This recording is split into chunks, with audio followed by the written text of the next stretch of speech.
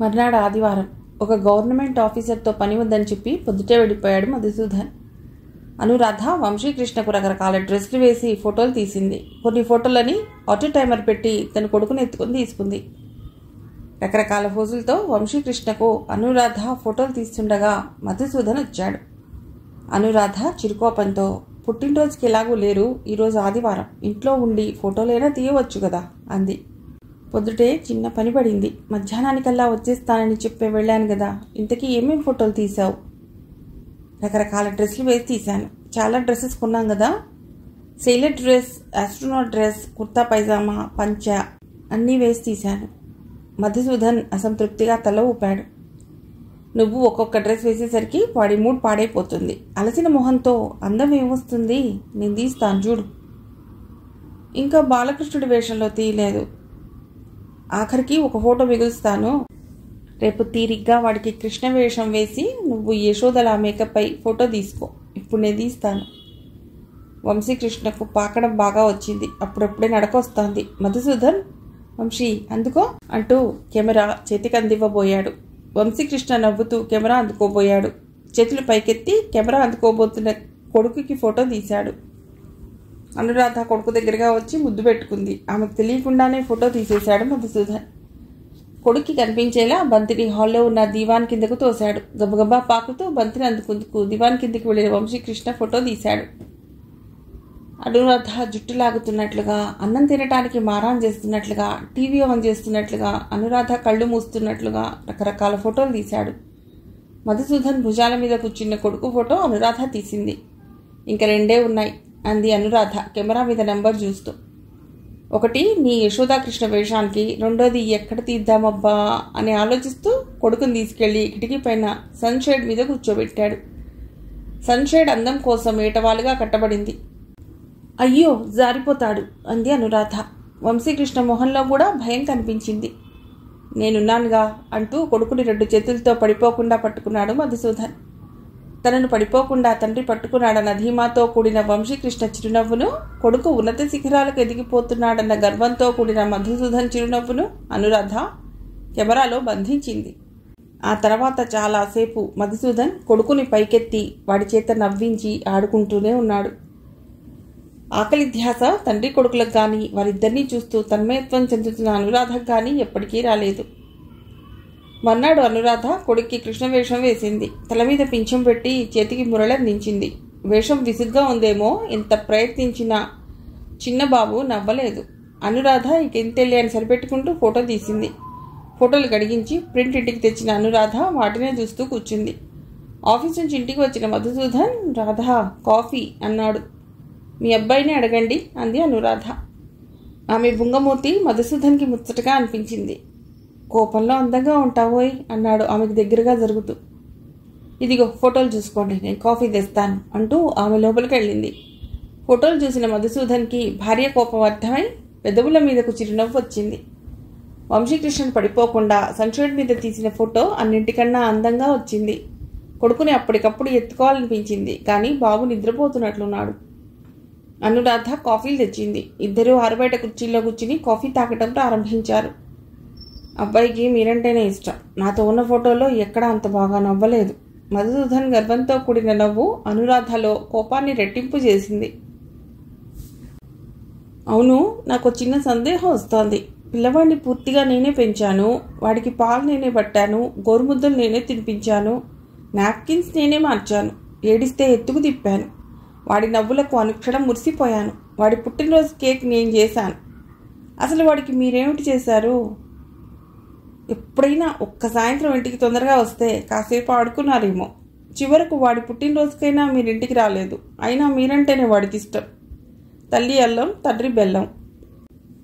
నీ కొత్త సామెత బాగుంది, కానీ వాడికి నేనే ఇష్టం అన్నమాట తప్పు. వాడికి ఏమీ ఇవ్వకుండానే వాడి ప్రేమను పొందగలనంటావా అంటూ మధుసూదన్ తన బలమైన చేతుల్ని ఒకసారి చూసుకున్నాడు. బహుశా ఏ ఆపద వచ్చినా తండ్రి ఆదుకుంటాడన్న ధీమాని పిల్లల హృదయంలో కల్పించే శక్తి దేవుడు ఈ చేతులకిచ్చాడేమో. అందుకే పాలు పట్టకపోయినా, గోరుముద్దలు పెట్టకపోయినా, చిచ్చి కొట్టకపోయినా పిల్లలు తండ్రిని ప్రేమిస్తారు. ప్రేమలో ఎక్కువ తక్కువలు మాత్రం నువ్వు ఊహిస్తున్నవే. ఫోటోను బట్టి ప్రేమని కొలవగలవా? అనురాధ భర్త వంక ఆరాధనాపూర్వకంగా చూస్తూ ఉండిపోయింది. మొన్నాడు అన్నిటికన్నా బాగా వచ్చిందనుకున్న ఫోటోని ఎన్లార్జ్ చేయించి హాల్లో షోకేస్లో పెట్టింది. ఆఫీస్లో పనిచేసుకుంటున్న మధుసూదన్ ఫోన్ మోగితే తీశాడు. సార్, మేడం ఫోన్ చేశారు అంటూ పిఏ కనెక్షన్ ఇచ్చింది. మధుసూదన్ ఒక్క క్షణం కాబరా పడ్డాడు. సాధారణంగా అనురాధ ఆఫీస్కి ఎప్పుడు ఫోన్ చేయదే. వంశీకి గ్లాస్తో పాలు తాగడం వచ్చేసింది. ఈరోజు ఒక్క చుక్క వలక్కుండా తాగేశాడు. అనురాధ చెప్పింది విన్న మధుసూదన్కి కోపం వచ్చింది. ఇందులో ఫోన్ చేసి చెప్పవలసినంత విశేషమేమిటో అతడికి తెలియలేదు. అయినా భార్యని చిన్నబుచ్చటం ఇష్టం లేక అతడు మెల్లిగానే చెప్పాడు. పూర్వం ఎప్పుడో పల్లెటూళ్లలో పసిపిల్లల లైఫ్లో ఒక్కొక్క స్టేజీని సెలబ్రేట్ చేసి ఊరంతా తెలియచేసేవారట. 3వ నెలలో ముద్ద కుడుములు, నవ్వులకు నువ్వుండలు, అడుగులకి అరిసెలు, పలుకులకి చిలుకలు పంచిపెట్టేవారట. ఇంకా ఏం పంచిపెట్టేవారో నాకు తెలియదు కానీ నువ్వెందుకు అన్నీ చేయలేదా అనుకుంటున్నాను. అనురాధకి భర్త మాటల్లోని వ్యంగ్యం అర్థం కాలేదు. ఆమె మామూలుగానే కాలేజీలో అరిసెలు చిలుకలు వండటం నేర్పలేదు అంటూ ఫోన్ పెట్టేసింది. మధుసూదన్కి అనురాధ ఫోన్ కాల్ చాలా అలజడిని కలిగించింది. వంశీకృష్ణ పెంపకం భార్యకి ఆబ్సెషన్ అయ్యింది. చాలా కాలంగా ఎదురుచూసి నిరాశ చెంది పెంచుకున్న కొడుకు కావటం వలన ఏ పనినైనా సంపూర్ణమైన ఏకాగ్రతతో చేయడం వల్ల ఈ విషయంలో కూడా రెండో ఆలోచన లేకుండా చేస్తోందా? ఏవైనా కానీ అనురాధకి మరో వ్యాపకం అవసరం. తన ఫ్రెండ్ ఒక బిడ్డను పెంచుకుంటే ఇంకో బిడ్డ పుట్టే అవకాశం ఉందన్నాడు. అతడు చెప్పినట్టుగా ఇంకొకళ్ళు పుట్టినా బాగుండేది. 2 పిల్లల మధ్య అటెన్షన్ డివైడ్ అయితే కొంత మెరుగ్గా ఉండేదేమో. వంశీకృష్ణ తప్ప వేరే జీవితం లేనట్లు బతకడం అనురాధ మానసిక ఆరోగ్యానికి మంచిది కాదు. కానీ ఆ విషయం ఆమెకి ఎలా నచ్చజెప్పాలో తెలియటం లేదు. వంశీకృష్ణకి 2 సంవత్సరాల నుండి 3వ ఏడులోకి అడుగు పెట్టబోతున్నాడు. ఊళ్ళో అన్నిటికన్నా మంచి స్కూల్లో చేర్పించాలన్న ప్రయత్నంలో ఉంది అనురాధ. ఇంట్లోనే అక్షరాలు, అంకెలు, చిన్న చిన్న నర్సరీ రైమ్స్ నేర్పించింది. అన్నీ ముద్దుగా అప్పజెప్పే కొడుకుని చూసి మురిసిపోయేది. అనురాధ చిన్ననాటి స్నేహితురాలు పద్మ, ఆమె భర్త, పిల్లలు వచ్చారు. చాలా ఏళ్లకి చూసిన స్నేహితురాలితో అనురాధ కబుర్లలో పడింది. పద్మ పిల్లలిద్దరూ వంశీకృష్ణను ఆడించసాగారు. పద్మ భర్త మధుసూదన్ వాళ్ళ ఆఫీస్ విషయాలు మాట్లాడుకోసాగారు. పద్మ అకస్మాత్తుగా అడిగింది, అనురాధ, నువ్వు మీ వారు ఇద్దరూ తెలిపే కదా మేడ్ ఫర్ ఈచ్ అదర్ కాంపిటీషన్లో ప్రైజ్ సంపాదించేలా ఉంటారు. మీ అబ్బాయి కొంచెం రంగు తక్కువ ఉన్నాడేమిటి? ఎవరి పోలికొచ్చింది? వంశీకృష్ణ కన్న కొడుకైనప్పటికీ పద్మ ప్రశ్న అనురాధను బాధపెట్టి ఉండేది. ఏ తల్లికి తన బిడ్డలోని లోపాన్ని ఎత్తి చూపితే నచ్చదు. అటువంటప్పుడు తను ఏరి కోరి తెచ్చుకున్న బిడ్డ రంగును పద్మ వేలెత్తి చూపితే అనురాధ కళ్లలో నీళ్లు తిరిగాయి. మాట్లాడే ముందు ఎదురు మనిషి బాధపడుతుందేమోనన్న ఊహ కూడా లేకుండా మాట్లాడటం కొందరు తమ జన్మ హక్కుగా భావిస్తారు. అలాంటి వారిలో పద్మ అగ్రగణ్యురాలు. అసలు ఈవిడ తన భార్యకి స్నేహితురాలు ఎలా అయిందో అనుకున్నాడు మధుసూదన్. అనురాధ తెప్పరిల్లి, వంశీకృష్ణకి మా ఇద్దరి రంగు వచ్చే అవకాశం లేదు, హీఈస్ అడాప్టెడ్ అంది. అలాగా, పెంచుకున్నారా? మీ బంధువులా, ఆయన బంధువులా? అనురాధ తనను తాను నిగ్రహించుకుంటూ, అనాథాశ్రమం నుండి తెచ్చి పెంచుకుంటున్నాం అంది. చూసినప్పుడే అనుకున్నాను, మా పిల్లల కన్నా ఈ కుర్రవాడు చాలా చిన్నవాడుగా ఉన్నాడేమిటనిపించింది. లేటుగా పుట్టాడనుకున్నాను, కానీ పెంచుకుంటున్నారనుకోలేదు. సాగిపోతున్న పద్మ వాక్ ప్రవాహానికి అడ్డుకట్ట వేస్తూ ఆమె భర్త, పద్మ ఇక విడదామా అన్నాడు. భార్య మాటలకు క్షమాపణ చెప్పుకున్నట్లుగా ఉంది అతని ముఖం. మామూలుగా ఇంటికి ఎవరొచ్చినా ఎంతో సంబరపడే అనురాధ ఇంకొంచెంసేపు ఉండండి అని మాట వరుసకేనా అనలేదు. పద్మ కుటుంబం వెళ్ళిపోయాక చాలాసేపు మధుసూదన్, అనురాధ ఆలోచనలో ఉండిపోయారు. వంశీకృష్ణ తమ మాటలు విని ఉంటాడా? విన్నా అర్థం చేసుకునే వయసు లేదేమో. ఇన్నాళ్ళు బాబు ఇంట్లోనే ఉంటున్నాడు. బయట ప్రపంచంతో సంబంధం ఏర్పడే వయస్సు వస్తోంది. త్వరలో స్కూల్కి ఎడతాడు. ఎంతమంది నువ్వు మీ అమ్మకి నాన్నకి పుట్టలేదు అని వెక్కిరిస్తారు. ఎవరైనా ఏదైనా చెప్పే ముందు తామే చెప్పేయాలి. మా ఇద్దరికి పుట్టకపోయినా నువ్వు మాకు ప్రియమైన కొడుకువే అని నమ్మించాలి. పెంచుతున్న తల్లిదండ్రులకు పుట్టకపోవటం మహాపాపం కాదు అని తెలియచేయాలి. వంశీ, ఇలారా అని పిలిచింది అనురాధ. వంశీకృష్ణ పరిగెత్తుకుంటూ వచ్చి తల్లి ఒళ్ళో కూర్చున్నాడు. వంశీ, మొన్న మనం హాస్పిటల్కి వెళ్ళాం, గుర్తుందా? వంశీకృష్ణ తలూపాడు. పక్క వాళ్ళ అమ్మాయికి డెలివరీ అయితే పాపను చూడటానికి అనురాధ హాస్పిటల్కి వెడుతూ వంశీకృష్ణను కూడా తీసుకెళ్ళింది. ఆ పాప ఎలా వచ్చిందని తెలుసా? వంశీకృష్ణ తల అడ్డంగా ఊపాడు. పిల్లలకి చిన్నప్పటి నుండి సెక్స్ ఎడ్యుకేషన్ ఇవ్వాలని చాలామంది వాదిస్తున్నారు. సృష్టి రహస్యాలు పిల్లలకు తెలియాలి తప్ప పసిపిల్లలు ఆకాశంలోంచి రాలిపడతారన్నట్లుగా పిల్లల్ని పెంచడం తప్పంటున్నారు. అమ్మా, నేను ఎలా పుట్టాను అన్న ప్రశ్నకు తల్లిదండ్రులు వివరంగా జవాబు చెప్పాలి తప్ప సిగ్గుపడ్డము, నీకెందుకు పో అని తిట్టడము చేయకూడదంటున్నారు. అనురాధ కూడా కొడుక్కి నిజాన్ని నిర్భయంగా తెలియచేయాలని నిర్ణయించుకుంది. ఆ పాప వాళ్ళమ్మ బొజ్జులో పెరిగింది. తర్వాత హాస్పిటల్లో డాక్టర్లు బయటికి తీసి వాళ్ళమ్మకి ఇచ్చారు. కొంతమంది అమ్మలకు పిల్లలు బొజ్జలో పెరగరు. నాకు కూడా నువ్వు బొజ్జలో పెరగలేదు. నాకు నువ్వు కావాలనిపించింది, అందుకని హాస్పిటల్కి వెడితే వాళ్ళు నిన్ను చూపించారు. నేను డాడీ నిన్ను తెచ్చుకున్నా, అందుకని నిన్ను పెంపుడు కొడుకు అంటారు. ఇంగ్లీష్లో అడాప్టెడ్ అన్నమాట. నువ్వు నాకు డాడీకి ప్రాణం తెలుసా. 3 ఏళ్లైనా నిండని వంశీకృష్ణకు తల్లి చెప్పిన దాంట్లో ఎంత అర్థమైందో తెలియదు కానీ తల ఊపాడు. అనురాధ కొడుకుని గుండెలకు హత్తుకుంది. మధుసూదన్ ఆమె నుండి కొడుకును తీసుకుని ఎగరేసి పట్టుకున్నాడు. వంశీకృష్ణ కిలకిలా నవ్వాడు. కొడుక్కి నిజం చెప్పామనుకున్న భార్యాభర్తల హృదయం తేలికయింది. అనురాధ పిన్ని కొడుక్కి పెళ్ళని శుభలేఖ, పెళ్లికి తప్పక రమ్మని ఉత్తరము ఒకే పోస్టులో వచ్చాయి. బంధువులందరూ వస్తారు కాబట్టి పెళ్లి గడితే అందరినీ ఒకేసారి చూడవచ్చు అనుకుంది అనురాధ. రాత్రి మధుసూదన్ ఇంటికొచ్చి భోజనాలు అయ్యాక ఉత్తరము శుభలేఖ ఇచ్చింది. అతడు వాటిని చదివి వెడతావా అన్నాడు. అదేమిటి వెడతావా అంటున్నారు, మీరు రండి. నాకు కుదరదు రాధ, ఇంపార్టెంట్ బోర్డు మీటింగ్ ఒకటి ఉంది, ఢిల్లీ వెళ్ళాలి. ఎలాగో నేను ఊళ్ళో ఉండను కాబట్టి నీకు వెళ్ళటం సులువు. నేను ఎలా ఉంటానా అన్న బెంగ ఉండదు. నాకు వెళ్ళాలనే ఉంది. ఇంకొంచెం రోజుల్లో వంశీని స్కూల్లో వేస్తే ఎక్కడికో వెళ్ళటానికి ఉండదు కాబట్టి వెడదాం అనుకుంటున్నాను. అక్కడి నుంచి అమ్మ వాళ్ళ ఊరు దగ్గరే కాబట్టి అమ్మని నాన్నని చూసి వస్తాను. వంశీకృష్ణ నామకరణం తర్వాత అనురాధ తల్లిదండ్రుల్ని చూడలేదు. ఆమె పుట్టింటికి వెళ్ళలేదు. వాళ్ళు ఎప్పుడూ రాలేదు. అలాగే వెళ్ళిరా, రేపు టికెట్స్ రిజర్వ్ చేయిస్తాను. అన్నట్లు వంశీ ఇంతవరకు రైలెక్కలేదు కదూ. అనురాధ బొంగమూతి పెట్టి, వాళ్ళ డాడీ కంపెనీకే అంకితమైపోయారు తప్ప వాణ్ణి ఎక్కడికైనా తీసుకువెళ్ళారా ఏమిటి అంది. మధుసూదన్, ఈ సమ్మర్లో కాశ్మీర్ వెడదాం అన్నాడు. అనురాధ నాలిక బయటపెట్టి అతన్ని వెక్కిరించింది. వంశీకృష్ణ చాలా హుషారుగా ఉన్నాడు. ప్రయాణం నిశ్చయమైన వెంటనే అనురాధ వాడికి తామిద్దరూ పెళ్లికి వెడుతున్నామని, రైల్లో ప్రయాణం చేస్తామని చెప్పింది. పెళ్లిలో ఏమేం చేస్తారో వివరించి చెప్పింది. రైలు ప్రయాణంలో ఏమేం చూడవచ్చో చెప్పింది. వాడు ప్రయాణానికి ఎదురు చూడసాగాడు. అనురాధ కొత్తగా కొనుక్కున్న పట్టు చీరలు, వాటికి మ్యాచింగ్గా ఉండే నగలు ప్యాక్ చేసుకుంది. వంశీకృష్ణకి తల్లి తన డ్రెస్సుల్లో కొన్ని మాత్రమే ప్యాక్ చేయడం నచ్చలేదు. అనురాధ వెళ్లిన చోట కొన్ని రోజులు మాత్రమే ఉంటామని, అన్ని బట్టలు అవసరం లేదని నచ్చచెప్పింది.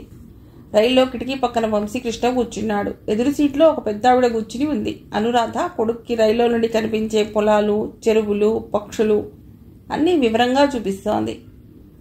అమ్మా, చెట్లన్నీ వెనక్కి పోతున్నాయి కదా అన్నాడు వంశీకృష్ణ. చెట్లు కదలవు వంశీ. రైలు ముందుకు పెడుతుంటే దగ్గరున్న చెట్లు వెనక్కిపోతున్నట్లుగా అనిపిస్తాయి. దూరంగా ఉన్న కొండలని చూడు, అవి మనతోటే వస్తున్నట్లు అనిపిస్తున్నాయి. నువ్వు కొంచెం రోజుల్లో స్కూల్కి వెడతావు కదా, అప్పుడు ఎందుకు చెట్లు వెనక్కి పోతున్నట్లు, కొండలు ముందుకు వస్తున్నట్లు అనిపిస్తుందో నేర్పిస్తారు. స్కూల్ చాలా బాగుంటుంది. వంశీకృష్ణ తనకి ఏమీ అర్థం కాకపోయినా తల్లి వంక పార్పకుండా చూశాడు. తల్లి కంఠంలోని మాధుర్యానికే పరవశమైనట్లుంది వాడి మొహం. రైలు కుదుపు ఉయ్యాల్లా అనిపించిందేమో. కళ్ళు మూతలు పడసాగాయి. ఎదురు సీట్లో పెద్దావిడికి అనురాధ కొడుక్కి వివరించే పద్ధతి చాలా నచ్చింది. కొడుకుని ఒళ్ళో పడుకోబెట్టుకుని జోకొడుతున్న అనురాధతో ఏ ఊరమ్మా అని అడిగింది. అనురాధ జవాబు చెప్పింది. ఎక్కడ పనిచేస్తున్నావు? అనురాధకు ముందు ఆమె ప్రశ్న అర్థం కాలేదు. తర్వాత మెల్లిగా జవాబు చెప్పింది. ఇదివరలో బ్యాంకులో పనిచేసేదానండి. బాబుతో కుదరక మానేశాను. మానేసి 2 ఏళ్లు దాటింది. మానేసి మంచి పని చేశావమ్మా. నాకు 4 అమ్మాయిలు, 5 అబ్బాయిలును, కూతుళ్ళు, కోడళ్ళు అందరూ ఉద్యోగాలు చేస్తున్నారు. ఒక కోడలైనా ఇంట్లో నాకు సాయంగా ఉంటుందనుకున్నాను. కానీ తోటి కోడళ్ళందరికీ భయమే.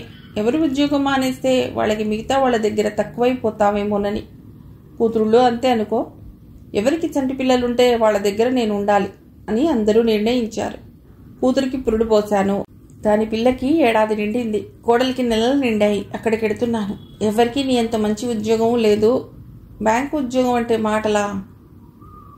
అనురాధ చిన్నగా నవ్వి వంశీకృష్ణ ముద్దు మొహాన్ని చూసి, నా నిర్ణయం సరైనదేనన్నమాట. ఇన్నాళ్ళు బాబు కోసమే మానేశాననుకుంటున్నాను. పెద్ద వయసులో పిల్లల్ని పెంచడం ఎంత కష్టమో అనుకుంది. చీకటి పడింది. అనురాధ కూడా వంశీకృష్ణని పక్కకు జరిపి పడుకుంది. తెల్లవారేసరికి పెద్దావుడు లేదు. రాత్రెప్పుడో దిగింది కాబోలి పాపం అనుకుంది అనురాధ. వంశీకృష్ణ పెళ్లిని చాలా ఉత్సాహంగా చూశాడు. రాత్రి ముహూర్తం నిద్రపోతాడనుకుంది అనురాధ. కానీ తలంబ్రాలు, బంతులాటలు, అలకపాన్పు అన్నీ ఉత్సాహంగా చూశాడు. సాధ్యమైనన్నిసార్లు వీడియోలో పట్టడానికి ప్రయత్నించాడు. తెల్లవారే వేళకి నిద్రపోయాడు. మర్నాడు అనురాధ బంధువులంతా కూర్చుని కబుర్లు చెప్పుకుంటున్నారు. రాధా, మావాడు బీకాం పాస్ అయి ఖాళీగా ఉన్నాడు. నీ ఆయనతో చెప్పి వాడికి ఓ దారి చూపించు అంది దూరపు బంధువు ఒక ఆవిడ. జనరల్ మేనేజర్ భార్యగా అనురాధకు ఉద్యోగాలు వేయించమన్న కోరిక కొత్త కాదు. జనరల్ మేనేజర్ అంటే ఉద్యోగాలు జేబులో పెట్టుకు తిరుగుతాడని, ఎవరైనా అడగగానే జేబులోంచి తీసి ఇచ్చేస్తాడని అనుకుంటారు. అనురాధ తల అటు ఇటు కాకుండా ఊపింది. సంభాషణ ఉద్యోగాల మీదకి, నిరుద్యోగ సమస్య మీదకి పోయింది. ఎంత కష్టంగా ఉందో ఈ రోజుల్లో జాబ్ దొరకటం. నిరుద్యోగ సమస్య ఇంత తీవ్రంగా ఉన్నప్పుడు అనురాధ జాబ్ ఎలా మానేసిందో తెలియటం లేదు. పిన్ని వరస ఆవిడ అంది. అనురాధ తల్లి కంఠం ఖంగుమంది. ఎవ్వరికీ చెప్ప పెట్టకుండా మానేసింది. పిల్లాడిని నేను చూసుకుందును కదా, బంగారం లాంటి ఉద్యోగం అనవసరంగా మానేసింది. అనురాధ తల్లికేసి దిగ్భ్రాంతితో చూసింది. సెలవైపోతోందని కొంతకాలం పిల్లాడిని చూసుకుంటావా అని అడిగినప్పుడు తల్లి కుదరదని రాసింది. ఇప్పుడు ఎలా మాట మార్చేసిందో తను తిరగబడి అడగటానికి లేదు. తల్లి విషయం తనకి బాగా తెలుసు. ఏడ్చి రాగాలు పెట్టి అందరి సానుభూతిని సంపాదించగలదు. అప్పుడు బంధువులందరూ తన్నే తిడతారు. కన్నతల్లిని ఏడ్పించామేమిటని. నువ్వు ఉద్యోగం మానేస్తున్నట్లు నాతో చెప్పలేదని, చెప్పి ఉంటే పిల్లాడిని సంరక్షణ చేసి ఉండేదాన్నని దబాయించగల శక్తి తన తల్లికి ఉంది. అనురాధకు 10 మందిలో ఉండాలనిపించలేదు. వంశీకృష్ణను తీసుకుని బయటకు వెళ్ళింది. కళ్యాణ మండపం ముందు బెలూన్లు అమ్ముతున్నారు. 2 బెలూన్లు కొని కొడుకుతో ఆడుకుంటూ ఉండిపోయిందామె. పుట్టింటికి తల్లితో కలిసి బస్సులో వెళ్ళింది అనురాధ. 2 గంటల ప్రయాణంలోనూ వంశీకృష్ణ తల్లి ఒడిలోనే కూర్చున్నాడు. మీనాక్షి ఒక్కసారి కూడా దగ్గరకు తీసుకోలేదు. ఇటువంటి తల్లి తన పిల్లవాడిని చూసుకునేదాన్నని, తనే అనవసరంగా ఉద్యోగం మానేశానని ఎలా అనగలిగిందో. తమకు నలుగురిలో మంచి పేరు రావాలన్న కీర్తికాంక్ష అధికమైనప్పుడు అసత్య దోషానికి కానీ, దగ్గర వాళ్ళ మానసిక క్లేశానికి కానీ చాలామంది భయపడరు. తన తల్లి ఆకోవకు చెందిన వ్యక్తి కావటం తన దురదృష్టం. అనురాధను చూసి ఆమె తండ్రి ఎంతో సంతోషించాడు. నేను ఎక్కువగా ప్రయాణాలు చేయలేను కదమ్మా రాధ, నువ్వే 4 సార్లు వచ్చి పోతుండు. అల్లుడు గారు కూడా వస్తే బాగుండేది. ఆఫీస్ పని మీద ఢిల్లీ వెళ్ళారు నాన్న. మీ ఆరోగ్యం ఎలా ఉంది? బాగుందమ్మా. బాబు ఇలారా, వంశీకృష్ణుని పిలిచాడు ఆయన. అనురాధ ఆనందంతో తబ్బిబ్బయింది. తాతయ్య దగ్గరకు వెళ్ళమ్మా అంటూ పిల్లవాడికి ధైర్యం చెప్పింది. వాడు మెల్లిగా వెళ్ళి ఆయన దగ్గర నిల్చున్నాడు. ఆయన పిల్లవాడిని ఎత్తుకునేలోగానే మీనాక్షి వచ్చి, రాధా నీళ్లు కాగాయి, బాత్రూంలో పెట్టాను, పిల్లవాడికి స్నానం చేయించి నువ్వు చేసి. మీ నాన్న అన్నానికి ఆగలేరు, నీతో కాకుండా తినను లేరు అంది. అనురాధ తండ్రి వైపు భావగర్భితంగా చూసి పిల్లవాడిని తీసుకుని బాత్రూం వైపు నడిచింది. 2 రోజులు గడిచాయి. వంశీకృష్ణ తాతగారితో కబుర్లు చెప్తున్నాడు. మీనాక్షి అనురాధతో, అమ్మాయి ఓ విషయం చెప్పనా అంది. అనురాధ తలూపింది. ఒకరిని పెంచుకుంటే ఇంకొకళ్ళు పుడతారని ఎవరో డాక్టర్ చెప్పారనో, అందుకే పెంచుకుంటున్నారన్నావు. నిజమే అనుకున్నాను. అందుకే అనాథాశ్రమం నుండి తెచ్చుకుంటున్నా ఏమీ అనలేదు. తర్వాత నీకు కొడుకు పుడతాడులే అని సరిపెట్టుకున్నాను. ఒకడు ధర్మార్థం, ఒకడు పురుషార్థంగా పెరుగుతారనుకున్నాను. కానీ నీకు విశేషమేమీ ఉన్నట్లు లేదే అంది. అనురాధ భారంగా నిట్టూర్చి, దేవుడు ఇవ్వాలి కదమ్మా అంది. వీడు పెద్దవాడయ్యేదాకా నువ్వే వద్దనుకున్నావని 2 ఏళ్లు ఊరుకున్నాను. నిజంగానే దేవుడు ఇవ్వలేదా? మా ఇద్దరిలో ఏ లోపము లేదని, ఒక్కోసారి ఏ కారణము లేకుండానే పిల్లలు పుట్టకపోవచ్చని డాక్టర్లు చెప్పారు. వంశీయే నాకు దేవుడిచ్చిన బిడ్డ అనుకుంటున్నాను. అనాథాశ్రమం నుండి తెచ్చిన వాడు నీ కొడుకు ఎలా అవుతాడమ్మాయి? ఏదో తెచ్చుకున్నారు, వాడిని వీధిలోకి పంపమని నేను చెప్పను. ఏదో ఇంత చదివించు, అంతేగాని వాడే నీ కొడుకు అంటే ఎలా? అల్లుడు పెద్ద ఉద్యోగంలో ఉన్నాడు, నువ్వు బ్యాంకు ఆఫీసర్గా బోర్డు సంపాదించావు. మీ ఇద్దరి సంపాదన పరాయి వాడికేమిటి? ఇప్పుడైనా కళ్ళు తెరిస్తే మంచిది. అన్నయ్య కూతుర్నివ్వటానికి సిద్ధంగా ఉన్నాడు. ఒకరిని పెంచుకుంటే చాలు కదమ్మా. తల్లి మాటలు ఎంత బాధ కలిగించినా శాంతంగానే అంది అనురాధ. ఒకరెలా సరిపోతారు? ఓ అమ్మాయి ఓ అబ్బాయి ఉంటే బాగుంటుంది. అన్నయ్య కూతుర్ని పెంచుకో. ఒకరు చాలమ్మా నాకు. మీనాక్షి రెచ్చిపోయింది. ఎవరే ఒక్కడు? ఎవడో అనాథను తెచ్చి ఇంట్లో పెట్టుకుని మా ప్రాణాలు తీస్తున్నావు. వాడి అమ్మ నాన్న ఎవరో కూడా తెలీదు. వాడి తండ్రి ఖూనీకోరు కావచ్చు, తల్లి బజారు మనిషి కావచ్చు. ఓ దారిన పోయే తల్లి మాటలు పూర్తి కాకుండానే అనురాధ అరిచింది. అమ్మా, వాడి తండ్రి ఒక కంపెనీ జనరల్ మేనేజర్. వాడి తల్లి ఎంఎస్సీ పాస్ అయి బ్యాంక్ ఆఫీసర్గా పనిచేసి వాడి కోసం ఉద్యోగం మానేసింది. వాడి పొడే గిట్టని దానివి నన్ను 10 మందిలో పట్టుకుని అనవసరంగా ఉద్యోగం మానేసింది అనటం ఎందుకు? ఇంతవరకు ఒక్కసారి ఎత్తుకున్నావా? నువ్వు నా కొడుకుని పెంచి ఉందువా? మీనాక్షి బోర్మని ఏడవటం ప్రారంభించింది. గొడవ గురించి పూర్తిగా తెలియకపోయినా తన గురించి ఏమోనన్న భయంతో వంశీకృష్ణ తాతగారి ఒళ్ళో కూర్చున్నాడు. రాధా, మీ అమ్మ సంగతి నీకు తెలీదా? కొడుకు పిల్లని నీకు దత్తత ఇచ్చి అందలం ఎక్కించాలని ఆమె ఉబలాటం. 4 రోజులు ఊరుకో, గొడవలు అవే సర్దుకుంటాయి అన్నారు నాన్న. అనురాధ మనస్సులో ఎంత బాధ ఉన్నా తండ్రి మాటకు కట్టుబడి నోరు విప్పలేదు. సాయంత్రం తండ్రితో, నాన్న, నేను రేపు ఊరెళ్ళిపోతాను అంది.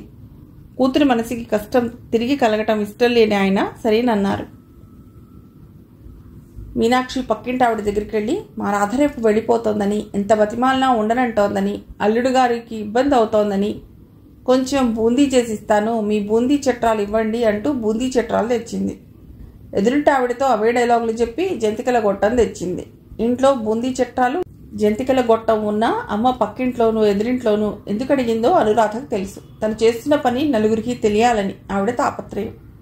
తల్లి వంటింట్లో ఉన్నంతసేపు అనురాధ తండ్రితో కబుర్లు చెప్తూనే ఉంది. ఆయన మనవణ్ణి ఆడుస్తూనే ఉన్నారు. మీనాక్షి అనురాధకు బొట్టు పెట్టి ఖరీదైన చీర పెట్టి, ఇంకో 4 రోజులు ఉండవచ్చు కదా అంటూ కంటతడి పెట్టింది. భార్య చూడకుండా అనురాధ చేతిలో 400 రూపాయలు పెట్టి, మనవడికి బట్టలు కుట్టించమ్మా అన్నారు ఆయన. అనురాధ కొత్త చీర కట్టుకుని తండ్రికి నమస్కరించింది. అనురాధ తిరిగి వచ్చిన 2 రోజులకి కానీ మధుసూదన్ ఢిల్లీ నుండి రాలేదు. వస్తూనే ఇంట్లో ఉన్న భార్యను కొడుకును చూసి ఆశ్చర్యపోయాడు. తను ఢిల్లీ నుండి వచ్చిన వారం 10 రోజులకు గాని అనురాధ తిరిగి రాదని అతడు అనుకున్నాడు. ఆ మాటే భార్యను అడిగాడు కూడా. అదేమిటి రాధ, అప్పుడే వచ్చేసావు? అరే కోపం వద్దు, నువ్వు ఎంత తొందరగా వస్తే నాకు అంత ఆనందంగా ఉంటుంది.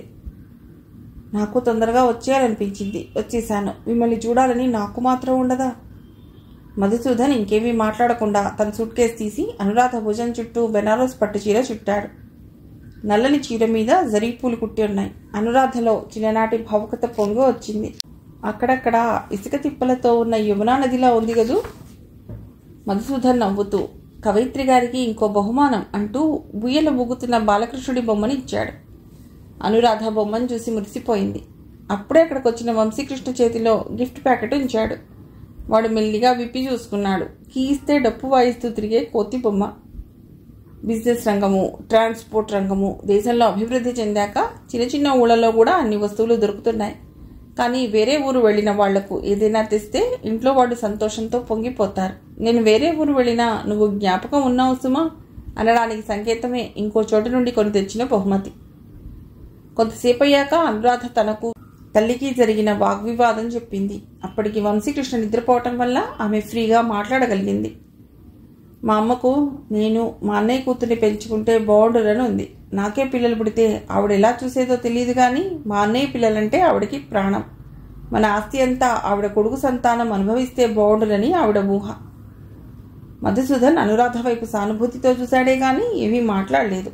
అనురాధే ఇంకా మాట్లాడింది. నేనేమీ లోకోత్తర ధర్మకార్యం చేశానని అనుకోవటం లేదు. కానీ మాతృత్వంలోని మాధుర్యాన్ని భగవంతుడి వరప్రసాదంగా పొందలేని నేను తల్లి ప్రేమ తెలియని వాడికి నా ఆత్మీయతను అందివ్వాలనుకున్నాను. కానీ ఆ పనిలో నా ఆత్మీయులనే ఎదిరించాల్సి వస్తుందనుకోలేదు. మధుసూదన్ ఆమెతో అనునయంగా మాట్లాడాడు. నువ్వు ఏం చేసినా ఆత్మీయులను ఎదిరించడం వల్ల తప్పని పని అయ్యేది. నీ వైపు బంధువులను పెంచుకుంటే నా వైపు వాళ్ళు, నా వైపు వాళ్ళని పెంచుకుంటే నీ బంధువులు వెలివేసేవారు.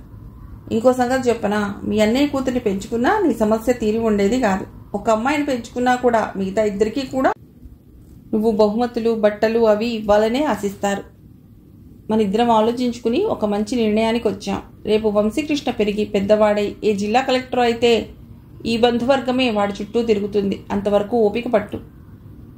వంశీకృష్ణకు ఊళ్ళోని బెస్ట్ స్కూల్లో సీట్ వచ్చింది. స్కూల్ ప్రిన్సిపల్ అడిగిన ప్రశ్నలకు పిల్లవాడు చక్కగా సమాధానాలు చెప్పాడు. ఆవిడ ఆనందిస్తూ, he's a very brilliant boy. మీ పోలిక మీ వారి పోలిక అని అప్లికేషన్ చూసింది. అప్లికేషన్లో అనురాధ, మధుసూదన్ల విద్యార్హతలు ఉన్నాయి.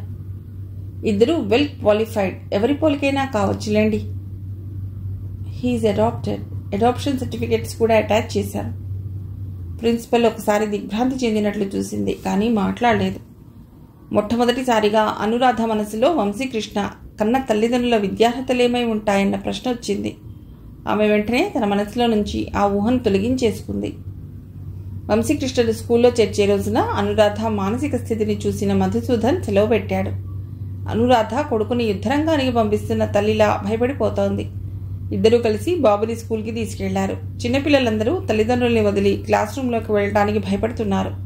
టీచర్లు, ఆయాలు బలవంతంగా లోపలికి తీసుకెళ్తున్నారు. వంశీకృష్ణను లోపలికి తీసుకెళ్తూ, మీరింటికి వెళ్ళిపోండి, అప్పుడే మీ అబ్బాయికి స్కూల్ అలవాటు అవుతుంది అంది టీచర్. అనురాధను బలవంతంగా ఇంటికి తీసుకొచ్చాడు మధుసూదన్. ఆ రోజున ఆమెకు ముద్ద దిగలేదు. వంశీకృష్ణకు స్కూల్ మెల్లిగా అలవాటైంది. క్వార్టర్లీ పరీక్షల్లో క్లాస్ ఫస్ట్ వచ్చాడు. అనురాధకు మనస్సు తేలికైంది. ఒకరోజు మధ్యాహ్నం పడుకున్న ఆమె టెలిగ్రామ్ అన్న పిలుపుతో భయపడుతూ వెళ్లి తలుపు తీసింది. అత్తగారు, మామగారు వస్తున్నట్లు టెలిగ్రామ్. కొంచెం భయం తగ్గి ఆమె టెలిగ్రామ్ మళ్లీ చదివింది. ఆ రోజున 12 గంటలకు వచ్చే రైల్లో వస్తున్నట్లుగా ఉంది. టెలిగ్రామ్ ఎందుకో లేటుగా అందింది. వెంటనే ఆమె భర్త ఆఫీస్కి ఫోన్ చేసి విషయం చెప్పింది. రాధా, మధ్యాహ్నం యూనియన్ లీడర్లతో మీటింగ్ ఉంది, నువ్వు రిసీవ్ చేసుకోగలవా? అనురాధ స్టేషన్కి వెళ్ళింది. అత్తగారు, మామగారు రైలు దిగి కొడుకు రానందుకు నిరుత్సాహాన్ని ప్రదర్శించారు. వారిద్దరిని ఇంటికి తీసుకొచ్చి భోజనం ఏర్పాట్లు చేసింది. భోజనాలయ్యాక ఇద్దరూ పడుకున్నారు. స్కూల్కి వెళ్ళి వంశీకృష్ణన్ ఇంటికి తీసుకుని వస్తూ, మీ గ్రాండ్ పేరెంట్స్ వచ్చారు అంది. నాకు తాతయ్య అంటేనే ఇష్టం, అమ్మమ్మ నన్ను ఆడించలేదు అన్నాడు. గ్రాండ్ పేరెంట్స్ అంటే మా అమ్మ నాన్న కాదు, మీ డాడీ అమ్మ నాన్న. అలాగా, మరి వాళ్లలో ఎవరు నాతో ఆడతారో చూడాలి. ఇద్దరూ వంశీకృష్ణతో ఆడుకోలేదు. స్కూల్లో చదువు, పక్క పిల్లలతో ఆటలతో వాడు అంతగా పట్టించుకోలేదు. 4 రోజులు వాళ్ళిద్దరినీ ఊళ్ళోని బంధువుల ఇళ్లకి తీసుకెళ్లింది అనురాధ. ఒంట్లో బాగోలేదంటూ డాక్టర్లకు కూడా చూపించుకున్నారు. వార్ధక్యంలో పిల్లల దగ్గర తల్లిదండ్రులు ఉండటం లోకంలో వస్తున్న న్యాయం. ఈ రోజుల్లో భార్య మాటకి కూడా సంసారంలో సమానమైన విలువ ఉంటోంది. కొడుకు ఇంట్లో ఉండటం కోడలికి కూడా ఇష్టమైనప్పుడే సాధ్యమైన కాలం ఇది. మన అత్తగారు, మామగారు తన దగ్గర ఉండటం తనకిష్టమేనని సూచించాలి అనుకుంది అనురాధ.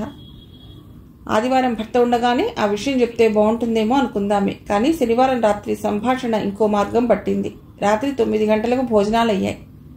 వంశీకృష్ణన్ పడుకోబెట్టి హాల్లోకి వచ్చింది అనురాధ. మధుసూదన్ ఆఫీస్ కాగితాలు బ్రీఫ్ కేసులో నుంచి తీస్తున్నాడు. అబ్బాయి, నేను ఇదివరకు పెంపకం విషయం హెచ్చరించాను, ఏం ఆలోచించావు అంది కామాక్షి.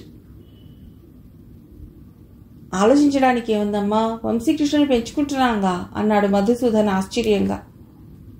అదే పెంపకం, ఏదో ఒకళ్ళని పెంచితే మానసిక బాధ తగ్గుతుందని, ఇంకొకళ్ళు పుడతారని అన్నాం. సరే కాబోలని సరిపెట్టుకున్నాను. పెంచుకున్నది చెల్లి బిడ్డ, కన్నది సొంత బిడ్డ అని తేడాలు చూపిస్తే నీ చెల్లెలి మనస్సు క్షోభిస్తుందని భయపడ్డాను.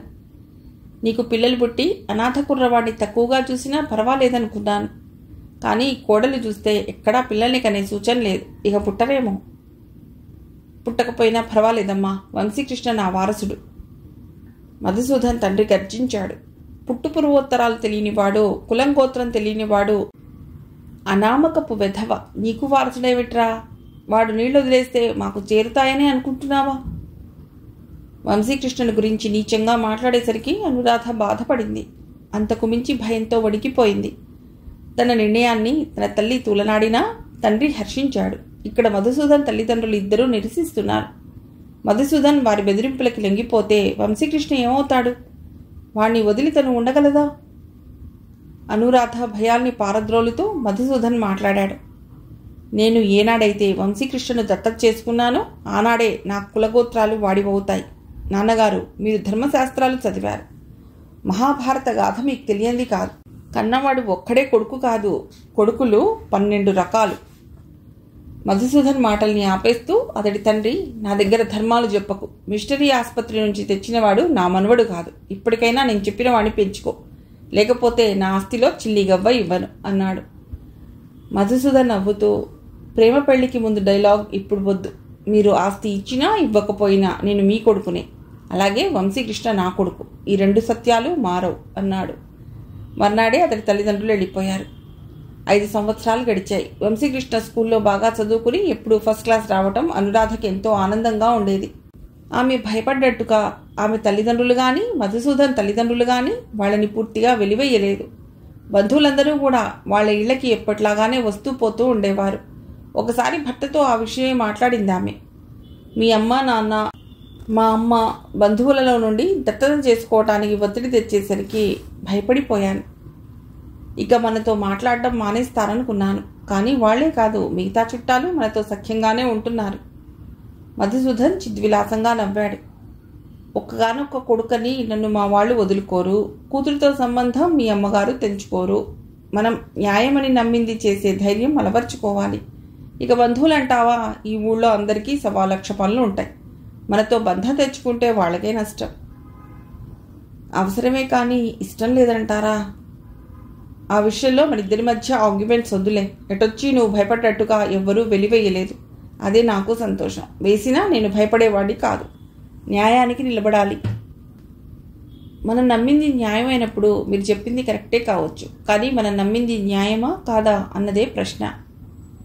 మధుసూదన్ అనురాధ వైపు ఆశ్చర్యంగా చూశాడు. దత్తత విషయంలో అనురాధకే అనుమానం వచ్చిందా? భర్త మనోభావాలు అర్థం చేసుకుంటున్నట్లుగా నవ్వి, నేను మన విషయం మాట్లాడటం లేదు. ఈరోజు మా ఫ్రెండ్ గిరిజ వచ్చి దాని సమస్య చెప్పుకుంది. దాని విషయం మాట్లాడుతున్నాను అంది అనురాధ. అనురాధ గిరిజ చిన్ననాటి స్నేహితులు. స్కూల్ చదువంతా ఇద్దరు కలిసి చదివారు. గిరిజను ఆమె అన్నను వేరువేరుగా చూసేవారు. ఆమె ఇంట్లో కొడుక్కి పెరుగుబోసి కూర వేయటం, కూతురికి మజ్జిగ నీళ్లు ఊరగాయ వేయటం దగ్గర నుండి అన్ని విషయాల్లోనూ తేడా చూపించేవారు. ఎవరైనా ఈ విషయమే ప్రశ్నిస్తే గిరిజ తల్లి ఎప్పటికైనా వృద్ధాప్యంలో పోషించేవాడు, తెచ్చాక నీళ్లు వదిలేవాడు కొడుకేగా అనేది. ఆ మాటలు వినటం తటస్థించిన రోజున అనురాధ కోపంతో ఉడికిపోయేది. తల్లే కూతుర్ని హీనంగా చూస్తున్న సమాజంలో ఎప్పటికైనా పురుషాధిక్యత పోతుందా అనుకునేది. తక్కువ మార్కులు వచ్చినా కొడుకుని డొనేషన్ కట్టి ఇంజనీరింగ్ చెప్పించారు. ఎక్కువ మార్కులు వచ్చినా గిరిజ చదువు 10th ఆపేసి పెళ్లి చేసేశారు. గిరిజ భర్త ఒక ప్రైవేట్ కంపెనీలో స్టెనో, గిరిజ ఇంకో ప్రైవేట్ కంపెనీలో టైపిస్ట్గా పనిచేస్తోంది. 2 పిల్లలతో సంసారం నెట్టుకొస్తున్నారు. ఈ వివరాలన్నీ మధుసూదన్కి తెలుసు. గిరిజకి వచ్చిన సమస్య ఏమిటో, ఆర్థిక ఇబ్బందులేమో. ప్రైవేట్ కంపెనీలో ఉద్యోగానికి నిలకడ ఉండదు. ఏమిటి మీ గిరిజ గారికి వచ్చిన సమస్య అన్నాడు మధుసూదన్. అనురాధ చెప్పడం ప్రారంభించింది. గిరిజ తల్లి చనిపోయిందని టెలిగ్రామ్ వచ్చింది. వెంటనే సెలవు పెట్టి గిరిజ ఆమె భర్త పిల్లలు వెళ్లారు. 10 రోజుల కర్మ పూర్తయింది. 12వ రోజున అగ్నిపర్వతం బద్దలైంది. గిరిజ తండ్రికి పక్షపాతం. రిటైర్ అయ్యాక వచ్చిన ప్రావిడెంట్ ఫండ్తో పల్లెటూళ్ళలో ఇల్లు 2 ఎకరాల భూమి కొనుక్కున్నాడు. భార్య ఆయనకు సేవ చేసినన్నాళ్ళు గడిచిపోయింది. ఇప్పుడు ఆవిడ పోయింది. ఆయనకి దిక్కేమిటి? కొడుకు దగ్గర తండ్రి ఉండటం లోకన్యాయం. అందున అన్నగారికి తాహతుకు మించిన చదువు చెప్పించాడు కాబట్టి అన్నగారు తండ్రిని తనతో తీసుకువెడతాడనుకుంది గిరిజ. నాన్నని చూడటానికి పాలేరు సీతయ్య, భార్య వెంకటలక్ష్మి ఒప్పుకున్నారు.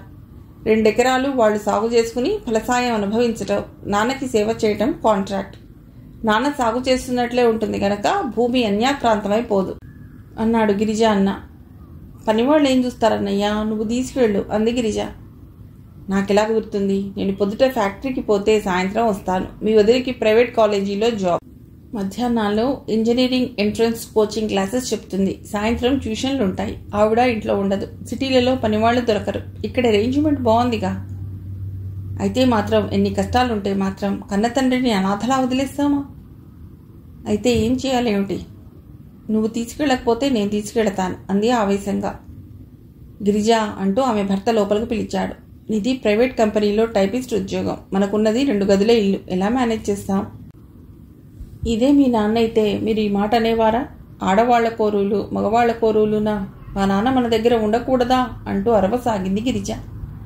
12వ రోజు వచ్చిన బంధువులు ఇంకా పూర్తిగా వెళ్ళిపోలేదు. గిరిజ భర్త కొంచెం మెల్లిగా, ఎలా మేనేజ్ చేద్దాం అన్నాడు. నేను 2 నెలలు సెలవు పెడతాను. వంటింట్లో మీరు నేను పడుకుందాం. ముందు గదిలో నాన్న పిల్లలు పడుకుంటారు. ఎంత నచ్చ చెప్పినా గిరిజ వింటుందన్న నమ్మకం లేని ఆమె భర్త ఏమీ మాట్లాడలేదు. గిరిజ తండ్రిని తనతో తీసుకొచ్చేసింది. ఆమె అన్నగారు భార్య హాయిగా నిట్టూర్చారు. గిరిజకి తండ్రి చాకరీతో 2 నెలల సెలవు అయిపోయింది. సిటీలో డాక్టర్లకు చూపించినా తండ్రికి తగ్గలేదు. ఇక సెలవు పొడిగిస్తే ఉద్యోగంలో నుంచి తీసేస్తామని మేనేజ్మెంట్ గిరిజకు నోటీస్ పంపించింది. నేను 2 నెలలు ఉంచుకున్నాను, నువ్వు 2 నెలలు ఉంచుకో అంటూ గిరిజ అన్నగారికి ఉత్తరం రాసింది. నిన్ను తీసుకువెళ్ళమని నేను అడగలేదు. తీసుకువెళ్లే ముందు ఏ ధైర్యంతో తీసుకెళ్లావో ఆ ధైర్యంతోనే ఉంచుకో అని అన్నగారు రిప్లై రాశారు. ఈ విషయాలన్నీ వచ్చి అనురాధ దగ్గర ఏకరువు పెట్టింది గిరిజ. గిరిజ వృత్తాంతమంతా విన్న మధుసూదన్, మనం వంశీకృష్ణని దత్తత చేసుకోవటానికి గిరిజ గారు తండ్రి బాధ్యత స్వీకరించడానికి పోలిక లేదు. మనది చాలా ఆలోచించిన తర్వాత తీసుకున్న నిర్ణయం. ఆవిడ ఎమోషనల్గా అయిపోయి తల్లిపోయిన దుఃఖంలో ఆలోచించకుండా చేసిన పని అన్నాడు. ఆ మాట నిజమే, ఏం చేస్తుందో చూడాలి అంది అనురాధ. 2 రోజుల తర్వాత గిరిజ మళ్ళీ వచ్చింది. నేను జాబ్ మానేయడానికే నిశ్చయించుకున్నాను రాధా. అనురాధ ఆశ్చర్యపోయింది. గిరిజ ఆర్థిక స్థితి ఆమెకు తెలుసు. దేశంలో నిరుద్యోగ సమస్య గురించి తెలుసు. ఒకసారి ఉద్యోగం పోతే ఇంకొకటి రాదు. ఆలోచించి నిర్ణయించుకున్నావా? మీ ఆయన ఒప్పుకున్నారా? చాలా ఆలోచించే నిర్ణయించుకున్నాను. నాన్నని పల్లెటూళ్ళలో ఒంటరిగా ఎలా వదిలేస్తాను? అన్నయ్య నా వల్ల కాదనేశాడు. ఇక నేను చూడకపోతే ఎలా? పిల్లల్లో ఎవరో ఒకరు చేయాలి కదా, అందుకే జాబ్ మానేస్తున్నాను. మీ వారికి చెప్పావా? ఇంకా చెప్పలేదు. నన్ను ఇంతగా అడుగుతున్నావు. నువ్వు నాకన్నా పెద్ద జాబ్ మానేయలేదా? నువ్వు నీ కొడుకు కోసం మానేస్తే నేను మా నాన్న కోసం మానేస్తా. నువ్వు మానేస్తానంటే మీ వారు మాత్రం వెంటనే ఒప్పుకున్నారా? అనురాధ దీర్ఘంగా నిట్టూర్చింది. తనకు గిరిజకు పోలికేమిటి? తన భర్త కంపెనీ జనరల్ మేనేజర్. తను బ్యాంక్లో పనిచేసినప్పుడు చాలా డబ్బు మిగిలింది. ఇల్లు, కార్లు అన్నీ ఉన్నాయి. గిరిజ జీతం రాకపోతే పిల్లల్ని చదివించడం కూడా కష్టం. కానీ ఆ మాట పైకంటే గిరిజ నొచ్చుకుంటుంది. ఇంకోలా నృక్కు రావాలి. గిరిజ, నీ చిన్నతనం నువ్వు మర్చిపోయావేమో కానీ నేను మర్చిపోలేదు. నీకు మీ అన్నయ్యకి ఎంత తేడా చూపించేవారు. తక్కువ మార్కులు వచ్చినా మీ అన్నయ్యకి ఇంజనీరింగ్ చెప్పించారు. నీకు కనీసం డిగ్రీ కూడా చెప్పించలేదు. హక్కులు అతడివి, బాధ్యత నీవీనా? గిరిజ గర్వంగా చిద్విలాసంగా నవ్వింది. నేను మా నాన్నని ఉంచుకోవటానికి అది కూడా ముఖ్య కారణమే. కొడుకుని కూతుర్ని సమంగా చూడాలని ఆయనకి రుజువు చేయొచ్చు. ఆడపిల్లలే ఎక్కువగా వృద్ధాప్యంలో ఆదుకుంటారని ఆయనకి తెలిసి తన తప్పుకు పశ్చాత్తాపడతారు. అనురాధకి కళ్ళు తిరిగినట్లు అనిపించింది. ఇప్పుడు గిరిజ తండ్రికి ఆడపిల్లల్ని మగపిల్లల్ని సమానంగా పెంచాలని తెలియటం వల్ల లాభం లేదు. నిజంగా ఆడామగ ఇద్దరినీ సమంగా పెంచాలి. గిరిజ ఆ పని మీద దృష్టి కేంద్రీకరిస్తే మంచిది. అదే మాట పైకి చెప్పబోయి అనురాధ తనని తాను నిగ్రహించుకుంది. గిరిజ అంతా నిర్ణయించుకున్నట్లే ఉంది. భర్త మాటనే ఖాతరు చేయనిది తను చెప్తే వింటుందా? గిరిజ పిల్లల భవిష్యత్తు తలుచుకుని అనురాధకు జాలేసింది. మరో 2 రోజులకు గిరిజ జాబ్ మానేసినట్లు తెలిసింది ఆమెకు. మరో 2 సంవత్సరాలు గడిచాయి. మధుసూదన్ తల్లిదండ్రులు వస్తామని ఉత్తరం రాశారు. ఉత్తరం చదువుతున్న భర్తతో అనురాధ, ఇంటికి ఎవరైనా వస్తే కొంత కాలక్షేపంగా ఉంటుంది అంది. మధుసూదన్ భుజాలెగరేసి, వంశీ చిన్నతనంలో నీకు చిలక్కి చెప్పినట్లు చెప్పాను. పిల్లలతో కష్టపడుతూ ఉద్యోగం చేస్తున్న మీ కొలీగ్స్ ఎందరో హెచ్చరించారు. అయినా బంగారం లాంటి ఉద్యోగాన్ని మానేశాం. ఇప్పుడు కాలక్షేపం లేదనటం దేనికి అన్నాడు. అనురాధకు ముక్కు మీది కోపం వచ్చేసింది. నిజమే, వంశీకృష్ణ పెద్దవాడైన కొద్దీ వాడికి వ్యాపకాలు ఎక్కువైపోయాయి. పగలంతా స్కూలు, సాయంత్రాలు స్పోర్ట్స్, ఇంకా ఎక్స్ట్రా యాక్టివిటీస్తో టైం గడిచిపోతూ ఉంటుంది. వంశీకృష్ణకి యాక్టివిటీస్ ఎక్కువైన కొద్దీ తనకు తీరిక ఎక్కువై కాలం గడవని మాట నిజమే. కానీ పిల్లవాడి జీవితంలో అతి ముఖ్యమైన పసితనంలో తల్లి సాంగత్యానికి దూరం అవటం ఎంత బాధాకరమైన విషయం. వంశీకృష్ణ చిన్నతనంలో వాడి కోసం తను ముఖ్యమైన నిర్ణయం తీసుకుని తన కెరీర్ని వదిలేసుకుంది. దానికి తనేమీ బాధపడటం లేదు. ఏదో కాలక్షేపం కావటం లేదనేసరికి భర్త ఉద్యోగం విషయం ఎత్తడం దేనికి? తను ఉద్యోగానికే అంకితం కాకుండా కొంతకాలం భార్యతో కాలం గడపవచ్చు కదా. నా ఉద్యోగం గురించిన విషయం ఇప్పుడెందుకు? మీరు నాతో గడిపే టైం ఎక్కువ చేయొచ్చుగా. మొన్న వంశీకృష్ణకి 4 ప్రైజులు వచ్చినప్పుడు కూడా మీరు స్కూల్ డే ఫంక్షన్కి రాలేదు. నేను ఒక్కతినే వెళ్ళాను. ఆ రోజు ముఖ్యమైన మీటింగ్ ఉంది రాధా. అనురాధ మూతి ముడుచుకుందే తప్ప మాట్లాడలేదు. మధుసూదన్ ఆమె భుజం మీద చెయ్యేసి, ఈసారి ఫంక్షన్కి తప్పకొస్తాను అన్నాడు. అన్నట్లు రాధ, నిన్న మధ్యాహ్నం లంచ్ టైంలో ఫోన్ చేశాను. ఫోన్ చాలాసేపు రింగ్ అయింది, కానీ నువ్వు ఎత్తలేదు. ఎక్కడికి వెళ్ళావు? గిరిజ వాళ్ళ ఇంటికి వెళ్ళాను. వాళ్ళ నాన్నగారు పోయారు. వాళ్ళ అన్నగారు వచ్చాడు. అపరకర్మ అతడే చేయాలిగా. ఇక్కడే చేస్తున్నట్లున్నారు. కాబట్టి ఖర్చు మాత్రం అల్లడే పెట్టుకుంటున్నట్లున్నాడు. స్వార్థపరుల నుండి కాపాడుకోవటం కూడా ఒక కళ. స్వార్థపరులు మనకి ఎంత దగ్గరైన వాళ్ళైనా సరే అన్నాడు మధుసూదన్. భార్యాభర్తలిద్దరూ ఒక మాట మీద ఉంటే అది సాధ్యమవుతుంది. కొంచెం మన కుటుంబం సంగతి కూడా ఆలోచించు అని భర్త ఎంత చెప్పినా కూడా గిరిజ వినలేదు. తండ్రిని ఆదుకోవచ్చు కానీ పిల్లల భవిష్యత్తు మర్చిపోకూడదు.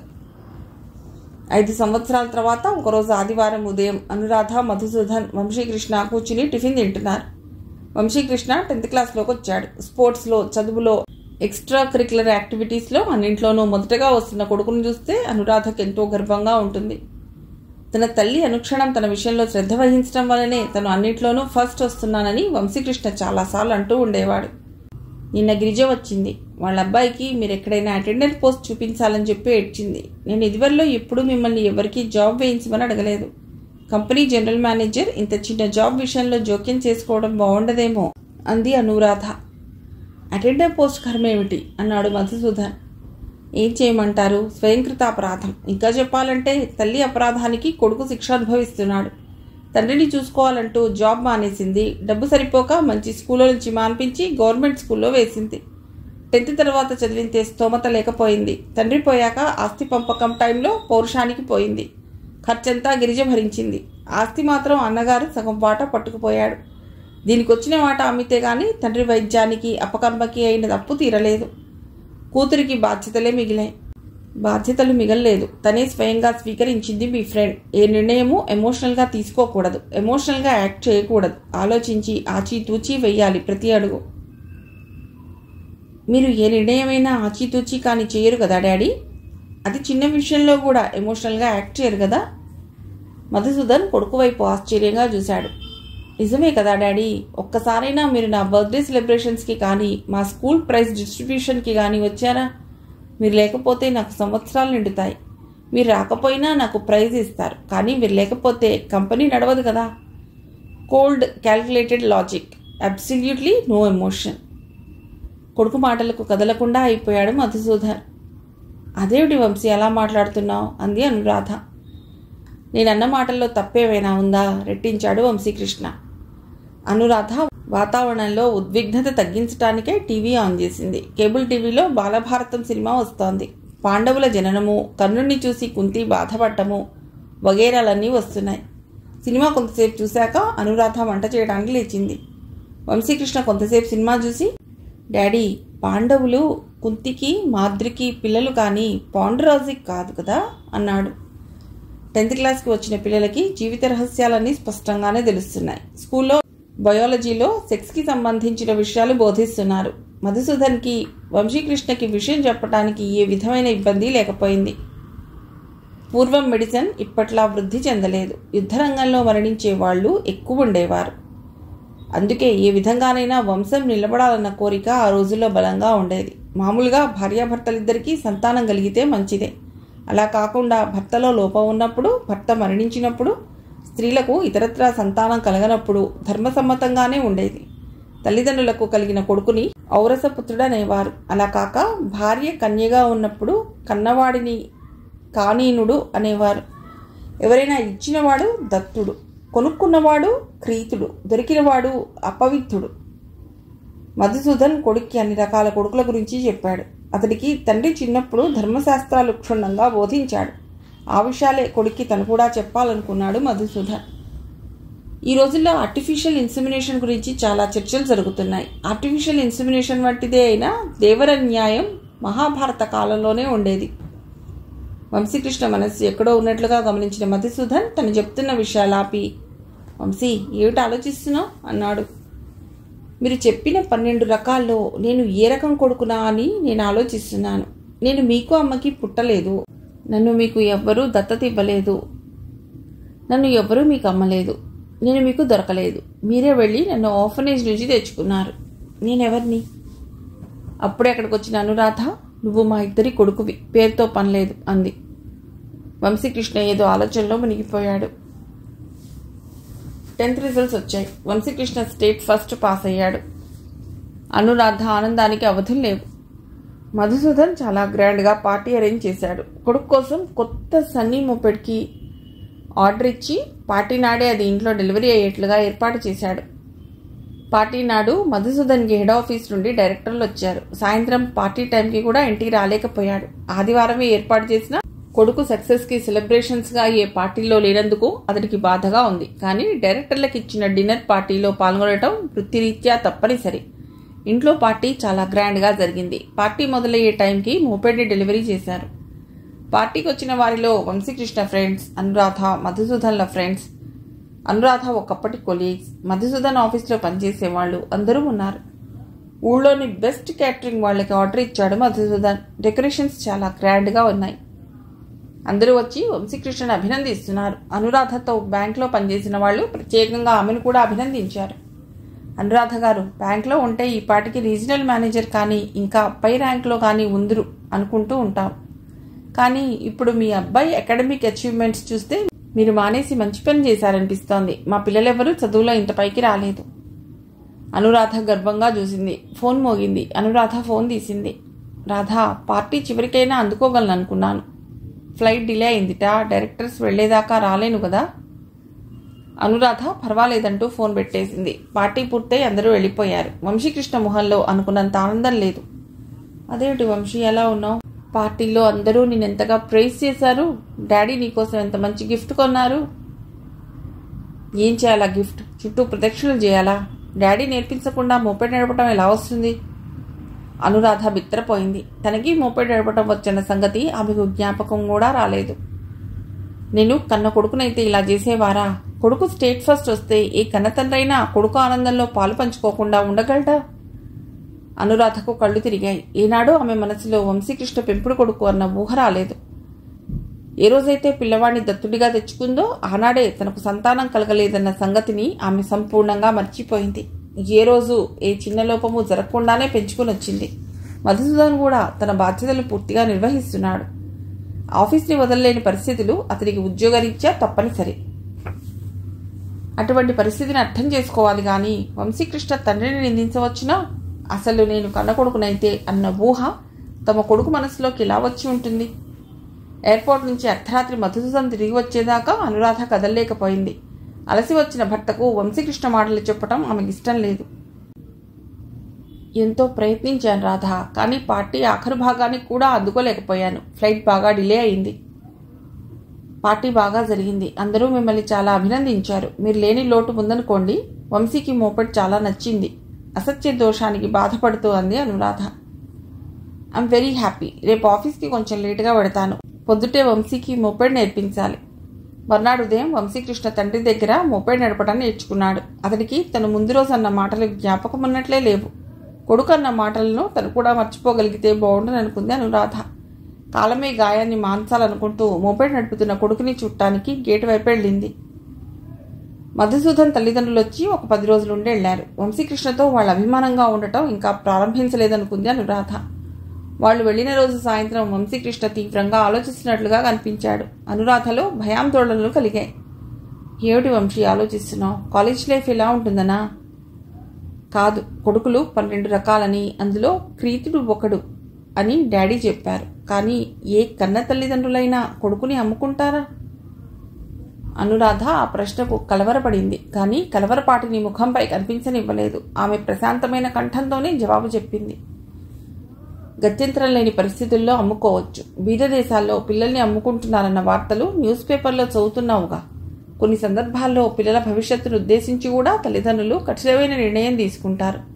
లోకం కళ్ళకి ఆ తల్లిదండ్రులు నిర్దయ హృదయులుగా కనిపించవచ్చు.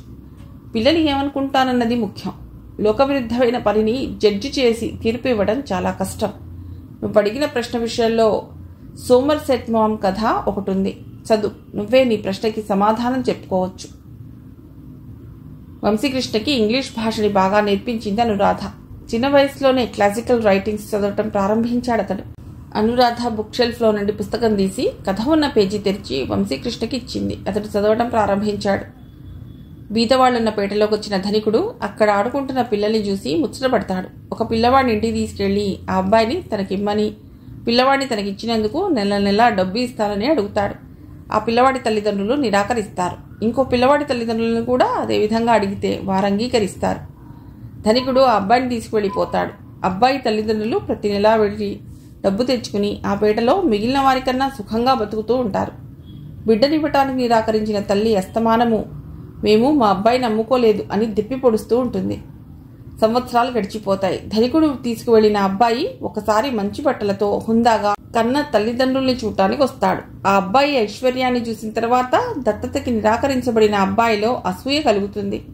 ఆ అసూయ తన తల్లిదండ్రుల మీద కోపంగా మారుతుంది. తనకు రావాల్సిన సంపదకు తనకు మధ్య తన తల్లిదండ్రులే అడ్డుగోడయ్యారన్న భావం అతడిలో మహావృక్షంగా పెరిగిపోతుంది. అతడు ఇల్లు విడిచి వెళ్ళిపోతాడు.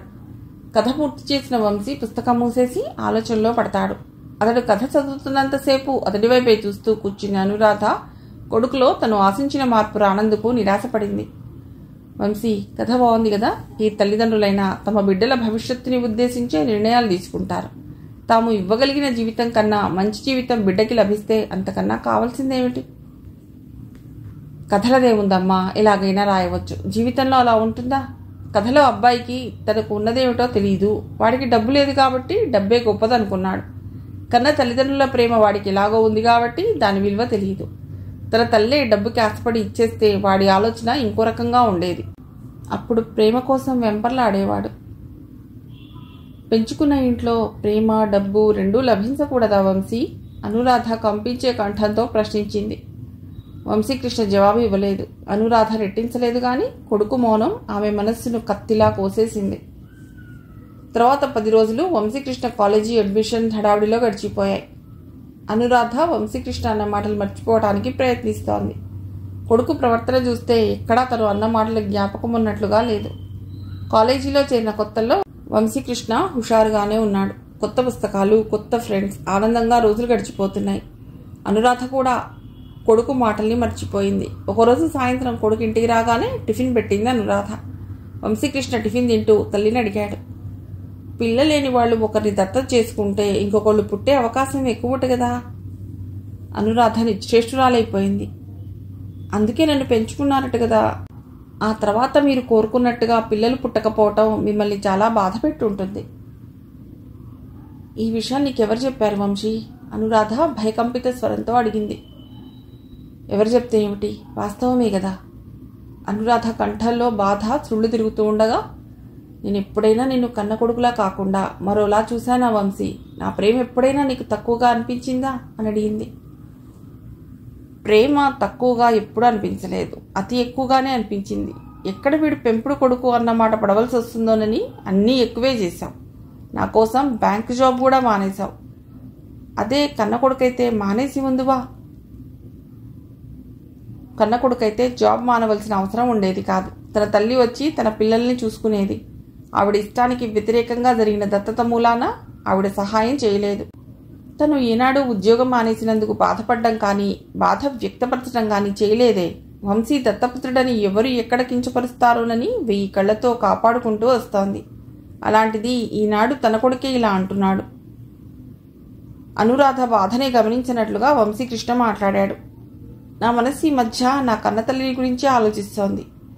కుంతి కర్ణుడి కోసం అనుక్షణం బాధపడ్డట్లే నా తల్లి కూడా నన్ను తలుచుకుని కుమిలి కుమిలి ఏడుస్తూ ఉండి ఉంటుంది. అనురాధ కళ్ళు తిరిగి పడిపోయింది. ప్రాణంతో ప్రాణంగా పెంచిన తను ఎదురుగుండా ఉండగా పుట్టినప్పుడే హాస్పిటల్లో వదిలేసి వెళ్ళిపోయిన మనిషి వైపు కొడుకు మనస్సు మొగ్గు చూపటం ఆమె భరించలేకపోయింది. రాత్రి 7 గంటల ప్రాంతంలో ఇంటికి వచ్చిన మధుసూదన్ అనురాధను చూడగానే ఆందోళన పడ్డాడు. వంశీ ఏమీ పట్టనట్టుగా కూర్చుని టీవీ చూస్తున్నాడు. తల్లికి కొద్దిపాటి జ్వరం వచ్చినా కంగారు పడేవాడు ఇలా నిమ్మకు నీరెత్తినట్టుగా ఎలా కూర్చున్నాడు? మధుసూదన్ కొడుకుని ప్రశ్నించాడు. వంశీ, అమ్మకి ఏమైంది? ఏమో నాకు తెలియదు. ప్రోగ్రాం బాగుంది, విసిగించకండి. మధుసూదన్ కొడుకు వైపు ఆశ్చర్యంతో కూడిన ఆందోళనతో చూశాడు. మరుక్షణం అతడికి తన కర్తవ్యం గుర్తొచ్చింది. ఆలోచిస్తూ కూర్చునే సమయం కాదు. అనురాధను పరీక్షించిన డాక్టర్ ఎందుకో ఆందోళన పడినట్లుంది. దాని మీదనే ముందు మనస్సు బాధపడి తర్వాత శరీరం నీరసపడ్డట్లుంది. బలానికి మందు రాస్తాను, రాత్రి నిద్ర పట్టకపోతే ఈ టాబ్లెట్ వేసుకోమనండి అంటూ మందులు రాసిచ్చాడు. ఇంటికి వచ్చిన వెంటనే వంశీకృష్ణ ఆత్రంగా ఎదురొచ్చి, అమ్మకి ఎలా ఉంది డాడీ అన్నాడు. మధుసూదన్ ఆశ్చర్యపోయాడు. ఇందాక నిర్లక్ష్యంగా కూర్చున్న వంశీ, ఇప్పుడు అమ్మ కోసం బెంగపెట్టుకున్న వంశీ ఒకరేనా? వంశీకృష్ణ అప్పటికప్పుడు హోటల్కి వెళ్ళి భోజనం క్యారీర్ పట్టుకొచ్చాడు. ముగ్గురు భోజనం చేశారు. తల్లిదండ్రులు మౌనంగా ఉన్న వంశీకృష్ణ మాట్లాడుతూనే ఉన్నాడు. వంశీకృష్ణ గుడ్ నైట్ చెప్పి వెడి పడుకున్నాడు. అనురాధ భర్తతో ఇంట్లో జరుగుతున్న విషయాలన్నీ వరుసగా చెప్పసాగింది. వంశీ స్టేట్ ఫస్ట్గా వచ్చినప్పుడు గ్రాండ్ పార్టీ అరేంజ్ చేసి మంచి గిఫ్ట్ కూడా కొన్నారు. అఫీషియల్ కమిట్మెంట్ల వల్ల మీరు పార్టీ టైంకి ఇంటికి రాలేకపోయారు. ఆ రోజున వంశీ ఇదే కన్న కొడుకైతే రాకుండా ఉండేవారా అని అడిగాడు. నేను భయంతో వణికిపోయాను ఆ ప్రశ్నకు. మధుసూదన్ చాలాసేపు నిశ్చేషుడైపోయాడు. ఆ తర్వాత, ఇదివరకు ఈ సంగతి నాకెందుకు చెప్పలేదు రాధా అన్నాడు. పార్టీ జరిగిన రోజున మీరు అలసిపోయి ఇంటికి వచ్చారు, అందుకని చెప్పలేదు. ఆ తర్వాత కొన్ని రోజులు వాడి బిహేవియర్ నార్మల్గానే ఉంది. ఇంకోసారి కొడుకులను నమ్ముకోవటం విషయం ప్రస్తావించాడు. నేను సోమర్సెట్ మామ్ కథ చదవమన్నాను. ఎన్ని ధనరాశులు కన్నతల్లి ప్రేమకి సమానం కావన్నాడు. పెంచిన తల్లి ప్రేమ ఇవ్వదా అంటే జవాబు ఇవ్వలేదు. మళ్ళీ కొన్ని రోజులు నార్మల్గానే ఉన్నాడు. ఈ రోజున తన కన్నతల్లి ఎక్కడో తన కోసం తపిస్తూ ఉంటుందన్నాడు. నా ప్రేమ బూటకం అన్నాడు. మీరే చెప్పండి, నేను జీవితాన్నంతా వాడి కోసం ధారపోసి వాడే ప్రాణంగా ఇంతకాలం బతుకుతున్నాను కదా. నా ప్రేమ బూటకమా? లోకం కోసం నటన? అనురాధ వెక్కి వెక్కి ఎడవసాగింది. మధుసూదన్ ఆమె తల నిమురుతూ ఉండిపోయాడు. అతని మనసులో అగ్నిపర్వతాలు బద్దలవుతున్నాయి. అఫీషియల్ కమిట్మెంట్స్ వల్ల రాలేకపోయాడు. ఇదివరలో కూడా చాలాసార్లు వంశీకి ప్రైజులు వచ్చినప్పుడు తను స్కూల్కి వెళ్ళలేదు. అందుకని తన మీద కోపం ఉండవచ్చు. కానీ అనురాధ పెంపకంలో ఏ లోపం లేదే. మర్నాడు అనురాధ కొద్దిగా కోలుకుంది. వంశీకృష్ణ తల్లిదండ్రులతో మామూలుగానే మాట్లాడి కాలేజీకి వెళ్ళిపోయాడు. భార్య ఆరోగ్యం దృష్ట్యా మధుసూదన్ సెలవు పెట్టాడు. ఎప్పుడు నాకు ఒంట్లో బాగాలేకపోతే బాగుండరు, ఈ రకంగానైనా మీరు సెలవు పెడతారు. ఎన్నాళ్ళైంది మీరు సెలవు పెట్టి? హాస్యంగా అంది అనురాధ. చదువుకుని జాబ్ చేసిన దానివి నువ్వు కూడా ఇలా మాట్లాడితే ఎలా రాధా? కంపెనీ జనరల్ మేనేజర్ ఉద్యోగం అంటే నీకు తెలీదా? నాకు కూడా ఈ టెన్షన్స్ తట్టుకోవడం కష్టంగా ఉంది. సంపాదించినంత సంపాదించాను. హాయిగా రిజైన్ చేసి ఏ చిన్న బిజినెస్ పెట్టుకోవాలనుంది. ఎక్కువ ఆశలేమీ లేవు. కాలక్షేపం కోసం పనిచేయాలంతే అన్నాడు మధుసూదన్. మీ ఐడియా బాగుంది. చిన్న వ్యాపారం ఏదైనా పెడితే నేను పార్టిసిపేట్ చేస్తాను. అబ్బాయి పెద్దవాడైన కొద్దీ నాకు బోరుగా ఉంది. ఏ బిజినెస్ చేద్దామని మీ ఐడియా అంది అనురాధ. ఇంకా పూర్తిగా ఏమీ అనుకోలేదు. ప్రాజెక్ట్ రిపోర్ట్ తెస్తాను, నువ్వు చదువు, ఆలోచించి డిసైడ్ చేద్దాం. వెజిటబుల్ ఫార్మింగ్ అయితే? ఇద్దరూ భవిష్యత్తు గురించి ప్లాన్ చేయసాగారు. ఆనందంగా 2 గంటలు గడిచిపోయాయి. వచ్చే ఏడాది చివరకు వంశీ ఇంటర్ అయిపోతుంది. ఇక హాస్టల్లో ఉండే చదువుకుంటాడు. అప్పటికి మొదలెడదాం అంటూ అనురాధ అకస్మాత్తుగా ఆగిపోయింది. ఏ రాధ, మధ్యలో ఆపేశావు అన్నాడు మధుసూదన్. వంశీ చదువు ఎలా సాగుతుందా అని భయంగా ఉంది. చాలా మూడిగా తయారయ్యాడు. ఒక్కోసారి చాలా చక్కగా ఉంటాడు. ఒక్కోసారి తను మన కన్న కొడుకు కాదన్న విషయానికి విపరీతంగా బాధపడిపోతాడు. నేను ఆఫీస్ పనుల ఒత్తిడి వల్ల వాడితో ఎక్కువ టైం గడపలేకపోతున్నాను. అందుకే అప్సెట్ అవుతున్నాడేమో. శైశవంలో తల్లి ప్రేమని, అడల్సెంట్లో తండ్రి ఆదరణని పిల్లలు ఎక్కువగా కోరుకుంటారు. ఆ మాట నిజమే అనుకుంటాను. నాకు కూడా ముప్పై నడపడం వచ్చు కదా. కానీ వంశీ మీరు నేర్పాలనే కోరుకున్నాడు. మీరు ఎక్కువ టైం వాడితో గడపడం లేదన్న బాధ ఉండవచ్చు. కానీ తను పెంపుడు కొడుకు అని బాధపడవలసిన అవసరం నాకు తెలియటం లేదు. ఆలోచిస్తే మనం తప్పు చేశామా అనిపిస్తోంది. చాలామంది గర్భం వచ్చినట్లు, వేరే ఊళ్ళో పురుడు పోసుకుని వచ్చినట్లు నటించి కన్నపిల్లలుగా చెలామణి చేస్తారు. అదే సరైన పద్ధతేమో. అప్పుడు వంశీ ఇలా ప్రవర్తించేవాడు కాదు. ఈ విషయం వంశీని పెంచుకోవడానికి ముందే ఆలోచించుకున్నాంగా. మనం ఎంత ప్రయత్నించినా నిజాన్ని దాచలేం. ఎవరో ఒకరు చెప్తారు.